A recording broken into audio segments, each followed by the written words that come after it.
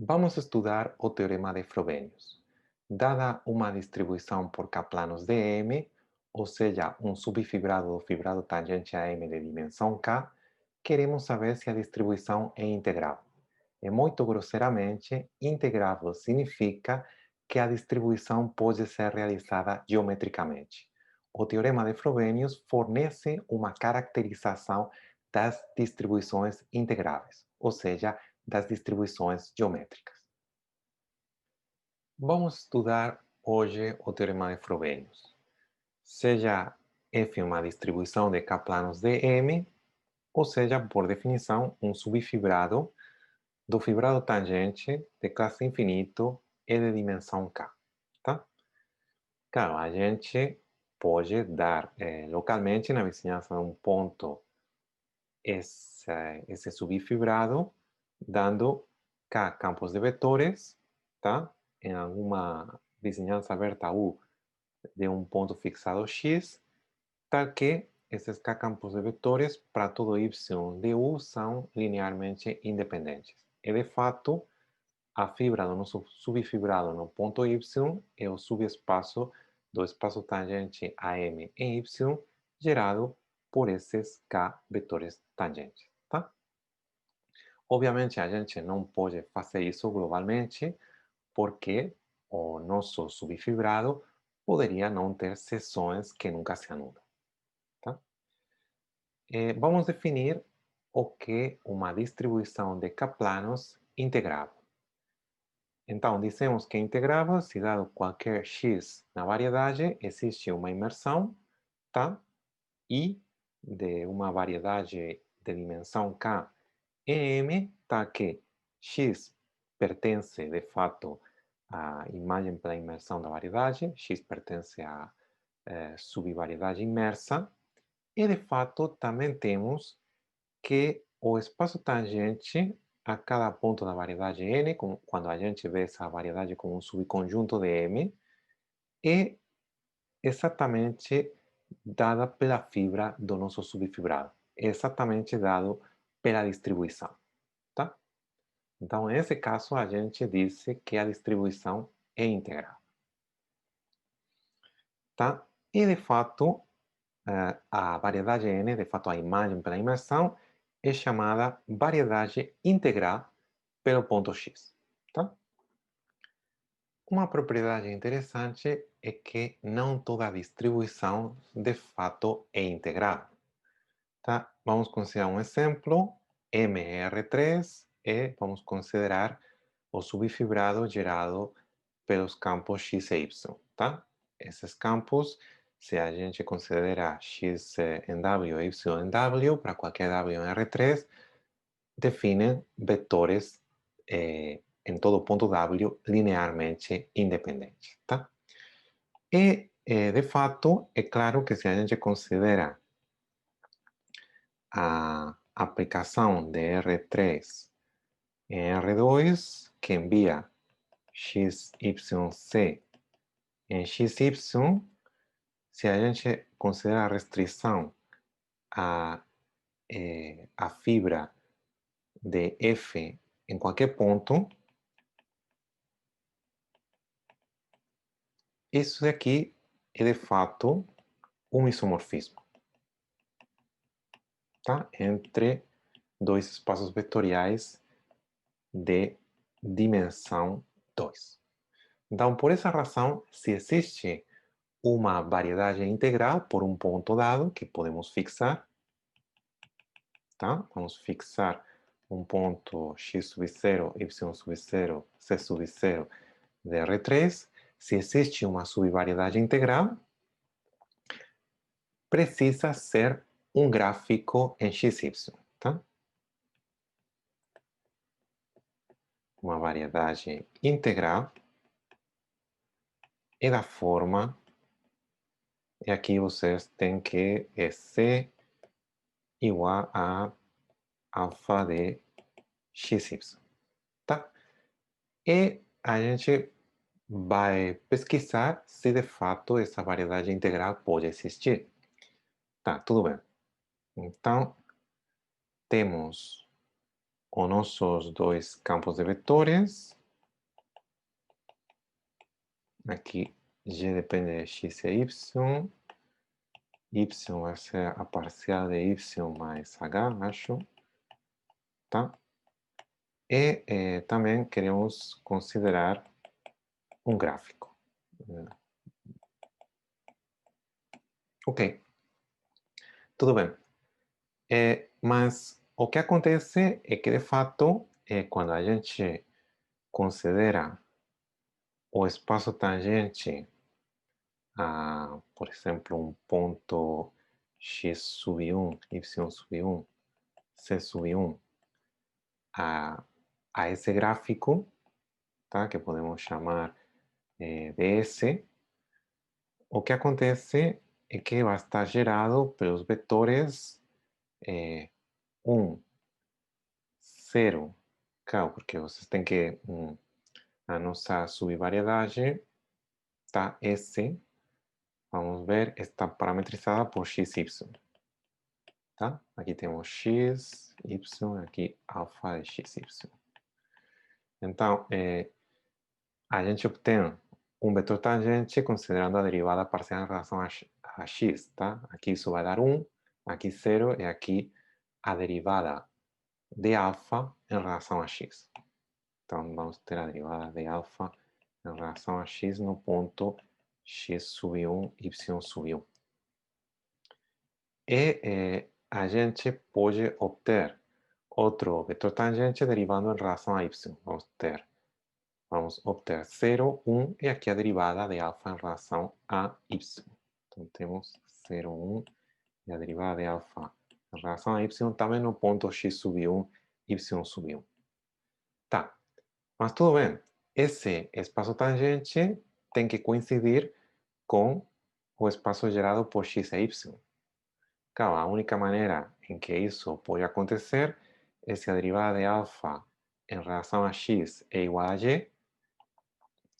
Tá? Então, se S é variedade integral, tá? Isso precisa, de fato, acontecer se somente se a derivada de alfa em relação a x é igual a y, é isso, e a derivada de alfa em relação a y é igual a h.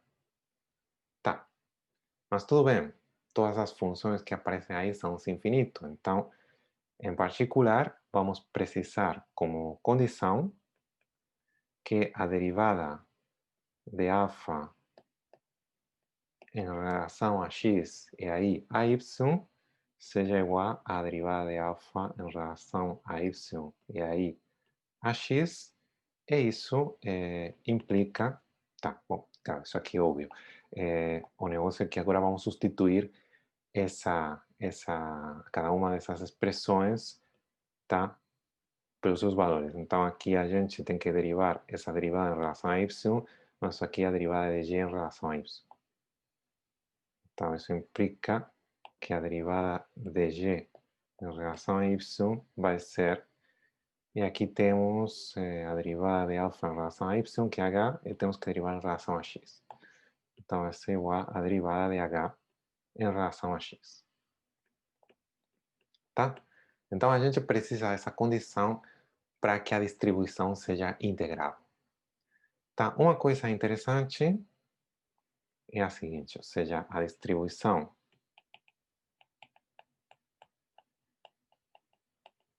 é integrável, implica que de fato temos a propriedade, ok, vamos ver aqui, que a derivada de y em relação a y é igual à derivada de h em relação a x. Tudo bem. Mas vocês podem conferir que de fato, se é bem simples, se a gente tem essa propriedade, o coeficiente de x e y é de fato igual a zero. Não é difícil.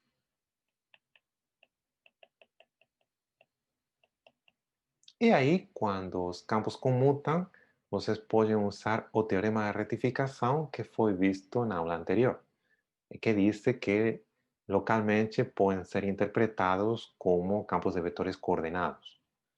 Calma, se vocês têm campos de vetores coordenados, a distribuição é claramente integrável. Se eu tenho aqui a distribuição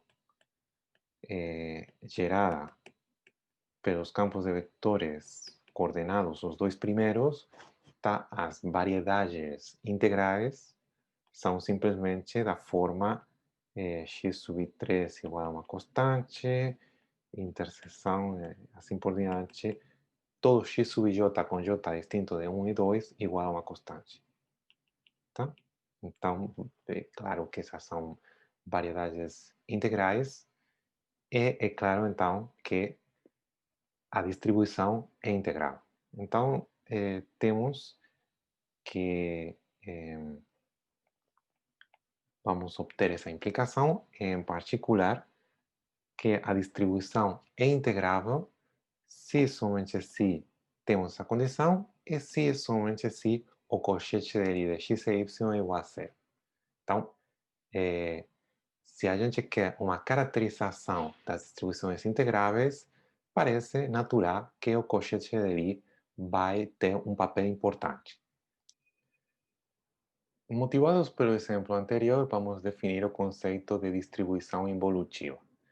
Seja f uma distribuição de k-planos de M, ou seja, um subfibrado do fibrado tangente de dimensão k, e dissemos que f é uma distribuição de Frobenius, também chamada distribuição involutiva, se para todo subconjunto aberto U de M e quaisquer seções x e y da restrição do nosso subfibrado a U, temos que o cochete também é uma seção de F restrito a U. Mas, claro, a gente não quer conferir essa condição para qualquer aberto U e para quaisquer seções da restrição, tá? Então, uma condição equivalente, tá? Vocês podem conferir a equivalência, é a seguinte. Basta considerar uma cobertura aberta de M, tal que a restrição do nosso subfibrado a cada conjunto aberto da cobertura é um fibrado vetorial trivial, tá? Gerado por K campos de vetores que nunca se anulam. Aqui, na verdade, seria AK, tá? E aí, F é involutiva se e somente se o coeficiente de I de qualquer par desses campos é uma seção da restrição de F a U sub A, e isso acontece para qualquer aberto da cobertura e para qualquer par de índices. Então, em essas condições, a distribuição é involutiva. Perceba que daí qualquer distribuição de dimensão 1 é involutiva, tá? Porque o único coeficiente que vamos ter é o coeficiente de um campo com ele próprio, é nulo, em consequência é uma seção da distribuição. Então, toda distribuição de dimensão 1 é involutiva. E vamos ver daqui a pouco o teorema de Frobenius, que diz que as distribuições integráveis e as distribuições involutivas são as mesmas. Então, toda distribuição de dimensão 1 é integrável. Mas tudo bem, isso aí é um resultado que a gente já conhece. É essencialmente o teorema de existência e unicidade de soluções de equações diferenciais ordinárias. Aqui temos o enunciado do teorema de Frobenius que caracteriza as distribuições integráveis. Então, vamos considerar uma distribuição de K-planos de M, ou seja, um subfibrado do fibrado tangente de M de dimensão K, e temos que as seguintes propriedades são equivalentes. A primeira é a propriedade na qual estamos interessados, que é que F é integrável. A segunda é que F é involutiva, a involutividade foi definida na transparência anterior. E a última é que para todo C existem umas coordenadas locais nas quais temos que a restrição do nosso fibrado é simplesmente a distribuição gerada pelos K primeiros campos coordenados. Tá? Então, é uma distribuição extremamente simples, porque vocês têm que as variedades integráveis conexas dessa distribuição, se a gente considera que a distribuição está definida em B, são simplesmente as componentes conexas dos conjuntos dessa forma, tá? Temos, claro, uma variedade integrável vai ser qualquer conjunto dessa forma, tá? São conjuntos de nível da aplicação x sub k mais 1, x sub k mais 2 e assim por diante até x sub n. E, claro, pode ter várias, quando a gente interseta com B, pode ter várias componentes conexas, e as variedades integráveis conexas são simplesmente as componentes conexas desses conjuntos, onde os C sub j são números reais. Essas componentes conexas são chamadas placas, tá? Ok. Então, antes de ir para a prova do teorema de Frobenius, vamos discutir um pouco que é o que esse teorema implica, que é o que significa. Então, o que acontece é que se temos uma distribuição involutiva, o teorema de Frobenius diz que essa distribuição é integrável. Então, vai definir uma foliação, ou seja, uma partição de M em variedades imersas de dimensão K. Claro, não necessariamente em variedades mergulhadas, tá? Isso aí é um detalhe importante. E os conjuntos da partição são chamados folhas. Então, como é que são definidas essas folhas? A gente tem que dois pontos, x e y, da variedade, pertencem à mesma folha se existe uma sequência, tá? De pontos, onde o primeiro é o ponto x, o último é o ponto y, e temos que cada um dos pontos x sub j cumpre que pertence a uma mesma placa que o ponto x sub j mais 1. Em essas condições, dizemos que os pontos pertencem à mesma folha. Isso define uma relação de equivalência e, de fato, temos que as classes de equivalência são variedades imersas de dimensão K. Vamos considerar um exemplo. Podemos considerar o campo de vetores parcial de x mais c vezes parcial de y, onde c é um número irracional. E, de fato, a gente pode considerar R2, bom, pode considerar R2 pela relação de equivalência que identifica xy com x mais 1y e xy com xy mais 1, tá? Esse campo de vetores, de fato, define um campo de vetores em essa variedade aqui, que é simplesmente o toro de dimensão 2.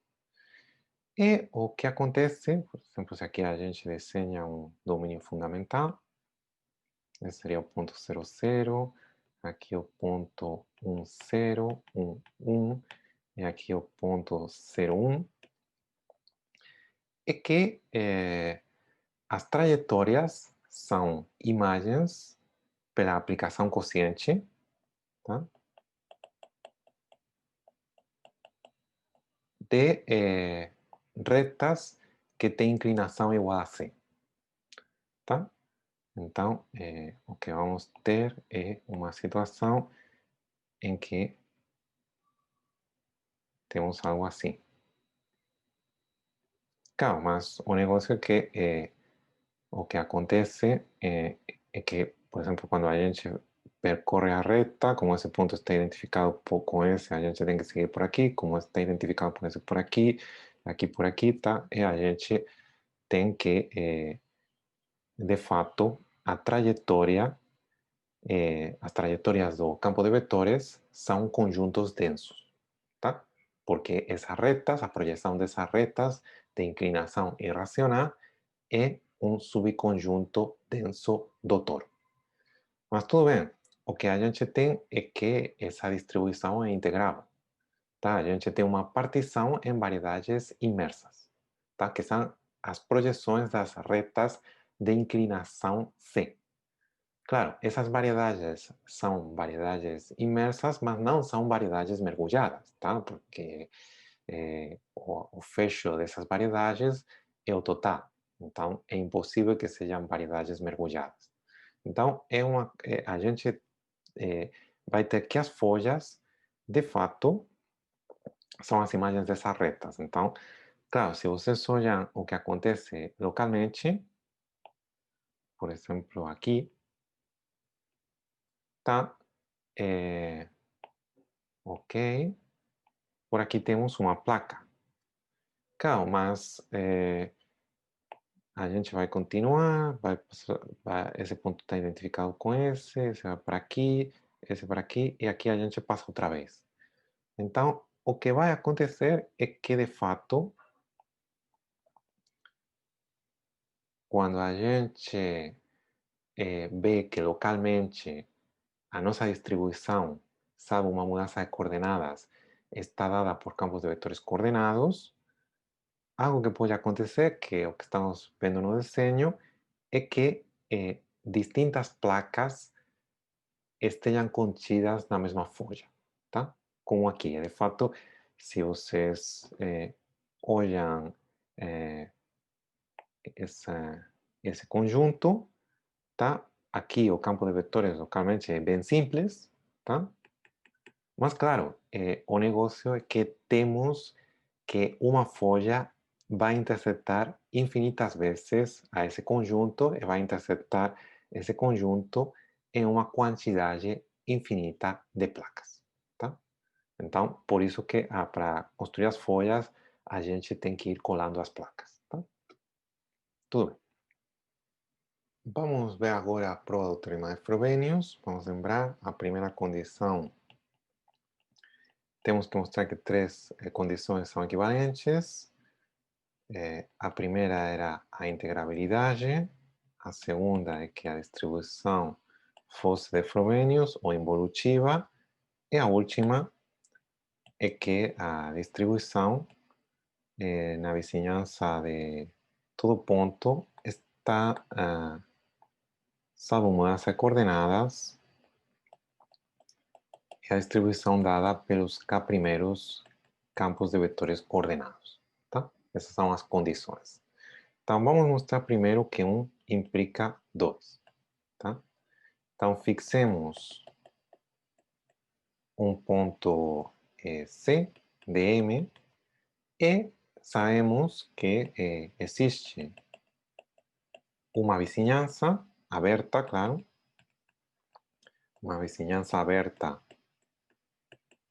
U de M, tá? Que em essa vizinhança a nossa distribuição está dada por K campos de vetores. Tá? Que F de W, a nossa distribuição F, é igual ao subespaço gerado por x sub 1 de W e assim por diante h x sub k de W, é isso para todo W1. Tá? Ou seja, existe uma vizinhança e existem também esses K campos de vetores. Tá? Então, o que a gente precisa mostrar, ok? Precisamos mostrar que a distribuição é involutiva. E para isso é suficiente mostrar que o coeficiente de x sub j é x sub k é de fato uma combinação linear de esses campos de vetores aqui.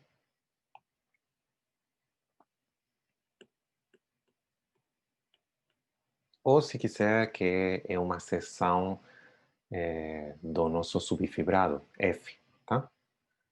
Tá, isso aí tanto faz, ou seja, o negócio é que a gente tem que mostrar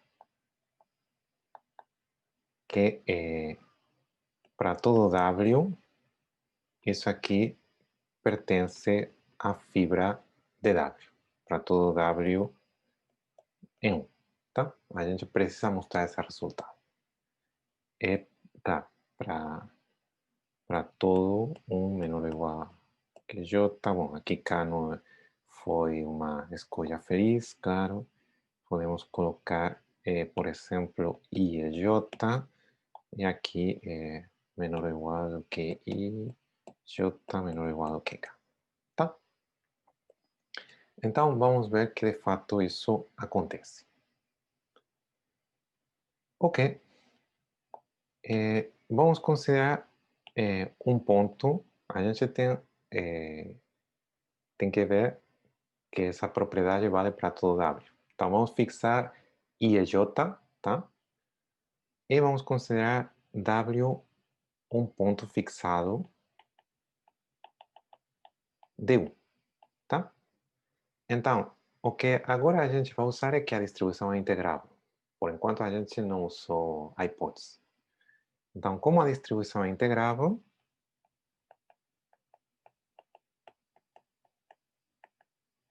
existe uma subvariedade imersa, tá? De dimensão, uma subvariedade imersa N de dimensão K, tá? Que de fato contém o ponto W e que cumpre que o espaço tangente a W em N, bom, de fato o espaço tangente em qualquer ponto é dado pela distribuição, tá? Ok? É, ou seja, simplesmente uma subvariedade imersa e integral, tá? Isso é o que a gente quer. Tudo bem. Então agora vamos fazer um desenho. Temos aqui a nossa subvariedade N. E por aqui temos o ponto W. O que acontece é que os campos de vetores x sub i são de fato tangentes a N, tá? Porque N é uma variedade integral. Então temos que, claro, em cada ponto de N, o espaço tangente a N é dado pela distribuição. Então temos que x sub i é tangente a N, que isso aí quer dizer simplesmente que x sub i de y pertence ao espaço tangente a N em y para todo y em N. Então, o x sub i vai induzir um campo de vetores em N, que a gente pode chamar de x sub i til, tá? Então, x sub i induz um x sub i til campo de vetores em N. Na verdade, é só na vizinhança do W, N, mas tá, os nossos resultados são locais, então isso aí não é um problema. Campo de vetores N. Tudo bem. E de fato, o que acontece é que x sub i til e x sub i estão irrelacionados. O que o i? Claro, aqui o i não é o mesmo i.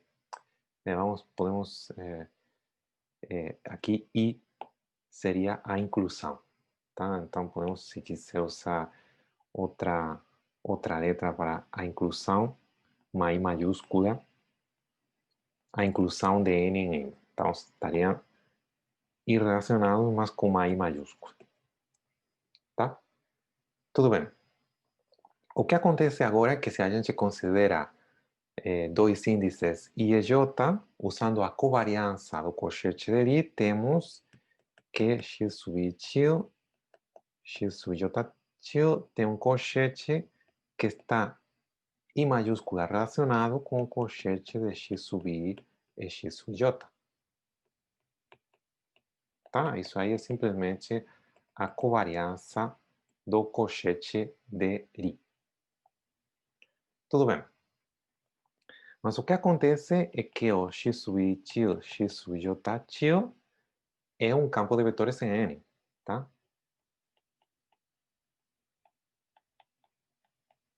Tá? X sub i til é um campo em N, x sub j til também, então o cochete também.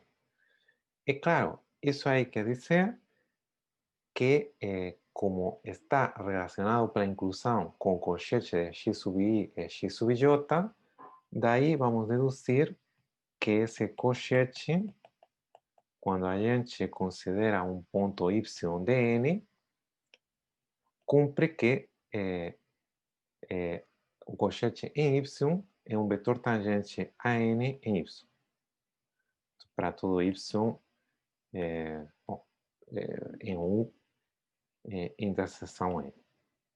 Tudo bem. Mas isso aqui é simplesmente a nossa distribuição em y, tá? Ok? E, em particular, a gente vai ter que x sub i, x sub j, a gente estava considerando um ponto W, tá? W é um ponto de N, então x sub j, o cochete desses dois campos em W, tá? Pertence a f de W. E como W era qualquer, isso acontece para todo W em 1. Então a gente mostrou que o cochete de dois campos em todo ponto é de fato um vetor dado pela distribuição. Então a gente mostrou como isso aqui vale para qualquer par I e J, temos que a distribuição é involutiva. Ok?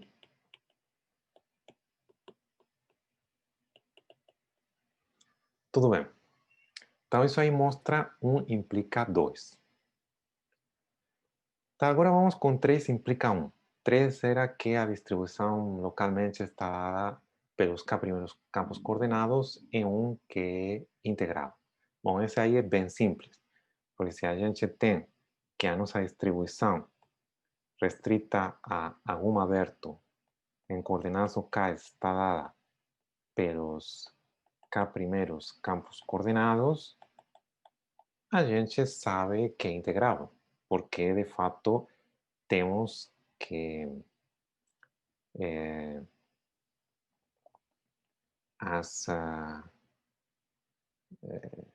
as variedades de nível da aplicação x sub k mais 1, x sub k mais 2, até x sub n, são variedades integráveis. Tá? A gente tem aqui.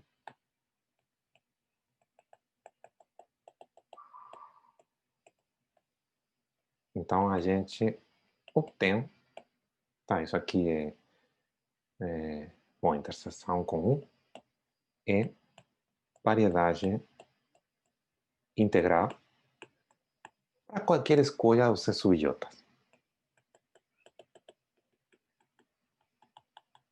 Então pronto, a gente tem uma partição em variedades integrais e, em consequência, a distribuição é integrável.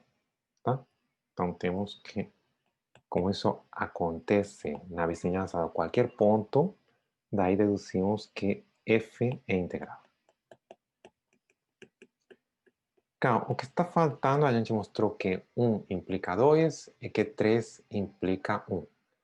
Está faltando mostrar que de fato 2 implica 3. E com isso aí acabou. Tudo bem. 2, vamos lembrar, é que a distribuição seja involutiva. Então vamos supor que f é involutiva e queremos ver que essa distribuição está dada localmente por campos de vetores coordenados. Ok. Então, cá, se a gente fixa um ponto, como antes, a gente pode encontrar uma vizinhança, tá? Existe uma vizinhança aberta do ponto, onde a distribuição está gerada por K campos de vetores. Tá? Tá aqui F sub Y é o subespaço gerado por x sub 1 de y, x sub 2 de y, até x sub k de y para todo y em 1. Tá? Temos essa situação. Tá. O que acontece é que, bom, de fato a gente pode considerar que, de novo, estamos trabalhando em um aberto de Rn, tá? Considerando aqui um aberto menor e coordenadas locais. Então, a gente vai ter que x sub j vai ser a soma de a sub ji parcial de x sub i, tá? E o que acontece é que esses campos são linearmente independentes em todo ponto de U, tá? Então aqui a gente tem A sub 1, H A sub 1N, A sub 2, 1, H A sub 2N, é A sub K1, A sub Kn. E o que acontece é que quando a gente considera qualquer y em U, essa matriz tem de fato posto K, tá? Então, vai ter um menor, que é um K, vai ter um menor K por K, cujo determinante é distinto de zero. Então, vamos assumir que é o primeiro menor, tá? É o menor aqui formado pelas K primeiras linhas, claro, e as K primeiras colunas, tá? Se isso aí podemos assumir sem perda de generalidade. Tudo bem. Então, o que acontece é que fazendo combinações lineares, tá? A gente pode conseguir, tá? Podemos ver, tá? Isso aqui essencialmente é álgebra linear. Podemos mostrar, tá? Talvez precisemos reduzir ainda mais essa vizinhança, tá? Nós podemos mostrar que Fy está gerado por uns campos de vetores y maiúscula, tá? Onde cada y sub j é simplesmente a parcial de x sub j mais, e aqui vai aparecer b sub j k mais 1, vezes a parcial de x sub k mais 1 e por aí vai. Ou seja, aqui a gente tem as componentes do nosso campo de vetores. Entre as k primeiras só tem uma que não seja nula, que é a j-ésima, e as outras que não, poderiam ser não nulas são as componentes de índice k mais 1 é superior. Tá? A gente sempre pode conseguir isso. Perfeito. Então, o que vai acontecer agora, tá? Então temos o I sub j é a parcial de x sub j mais a soma desde I igual a k mais 1 hn de A sub j, ou acho que eu coloquei B, tá? B sub ji parcial de x sub. Tá, tudo bem. Então, o que acontece é que a distribuição é involutiva. Essa aí é a nossa hipótese. Então, se consideramos o cochete de y sub i e y sub j, é bem fácil ver que vai ser da forma soma desde i igual a k mais 1 hn de c, bom, aqui super ij, aqui, bom, tá, obviamente que aqui a gente não tem que considerar i, podemos considerar l, vai ser algo assim. Tá, é bem fácil ver que os coeficientes das parciais em relação a x sub l para l entre 1 e k são todos iguais a zero. Tá? Simplesmente aplicando a definição do cochete. Tá, mas agora o negócio é que, como a distribuição é involutiva, esse campo aqui tem que ser combinação dos y sub j. Claro, mas como os coeficientes das parciais de x sub l para l entre 1 e k são zero, a única maneira em que pode ser combinação dos y sub l é que seja identicamente nulo. Então a gente tem essa propriedade. E isso acontece para todo i e para todo j. Então a nossa distribuição está dada por campos de vetores que comutam localmente, tá? Mas tudo bem, a gente sabe pelo teorema de retificação que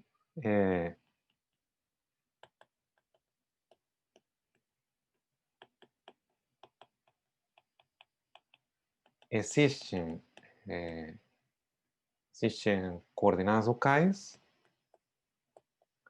A gente tem um teorema de retificação para campos de vetores que são linearmente independentes na vizinhança de um ponto e que comutam. Então, por esse teorema de retificação, existem coordenadas locais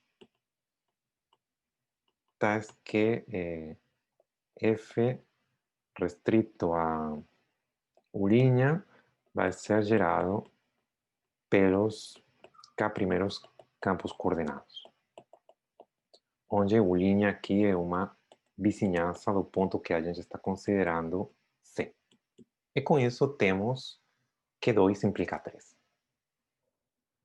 O objetivo das últimas aulas foi introduzir o teorema de Frobenius e mostrar o mesmo.